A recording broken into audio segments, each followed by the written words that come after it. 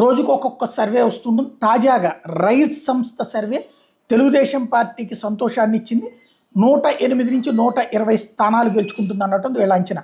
34 రోజుల పాటు 662 మంది బృందం 175 నియోజకవర్గాల్లో 3,82,576 శాంపిల్స్ తీసిందన్నది వీళ్ళు ప్రకటించింది. ఇందులో కరెంట్ స్టేటస్ వచ్చేటప్పటికి అలయన్స్ 97, ఫోర్కాస్ట్ 108 నుంచి 120, వైఎస్ఆర్ కాంగ్రెస్ పార్టీ 34, ఫోర్కాస్ట్ 41 నుంచి 54, క్లోజ్ కంటెస్ట్ 43 వస్తాయన్నటువంటిది అంచనా వేశారు. ఇతరులు 1 అన్నటువంటిది. మెయిన్ ఇక్కడ రీజియన్స్ వైడ్గా కూడా తీసుకుని వచ్చారు.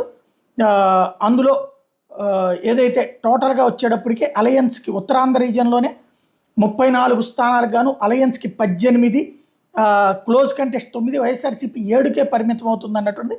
ఎందుకంటే అక్కడే ప్రధానమైనటువంటి చోట్ల వీళ్ళు దెబ్బతింటారన్నటువంటి అంచనా వేశారు. అట్లాగే గోదావరి డిస్ట్రిక్ట్స్లో 34 గాను అలయన్స్కి 23,